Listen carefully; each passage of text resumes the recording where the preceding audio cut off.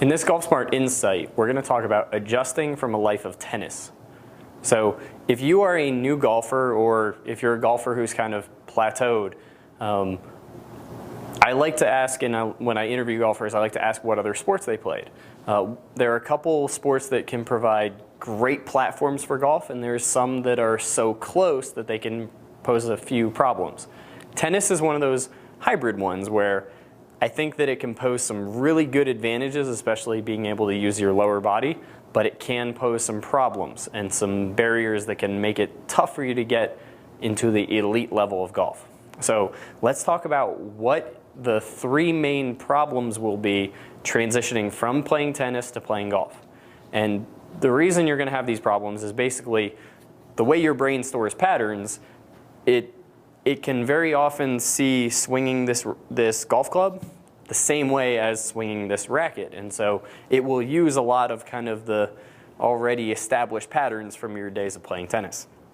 So there's three major issues that I see when tennis players start to play golf. One, in tennis, your weight is almost always moving in towards the court. So when I'm hitting a forehand, when I'm hitting a backhand, I'm kind of moving in from my heel to my toe.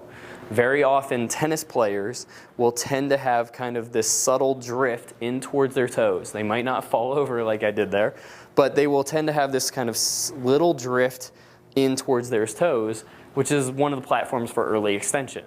That can cause a number of contact issues, that can cause a number of consistency issues, and can make wedges and kind of tight lies that much more difficult, which is one of their usual problems.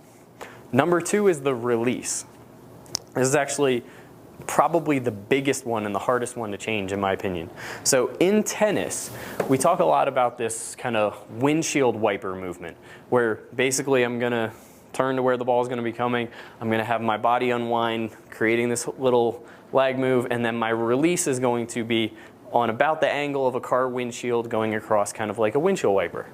At least if I'm using a more modern technique or a more modern grip. Well, that problem there, the release point, the contact point, is going to be almost behind my body or even with my body.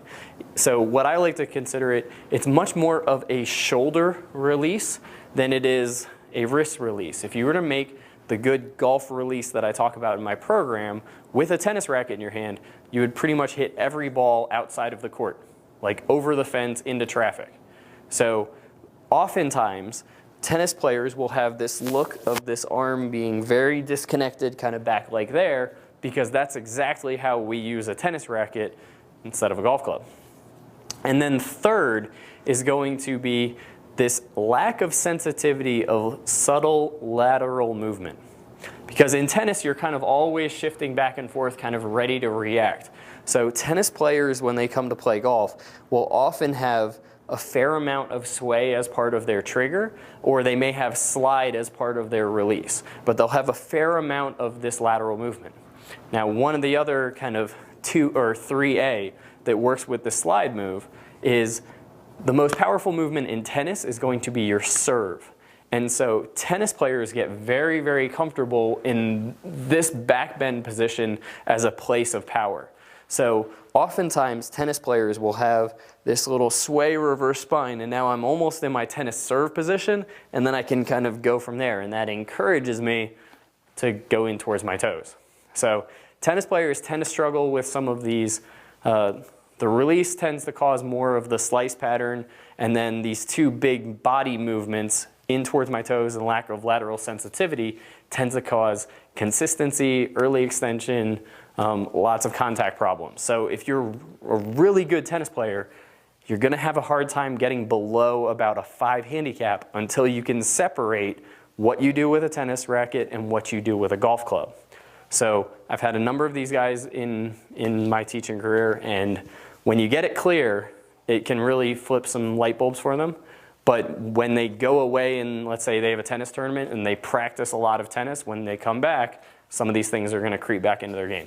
So always be aware of how the other sports are going to affect your golf game, because the brain is storing these patterns. You're not just building muscle memory.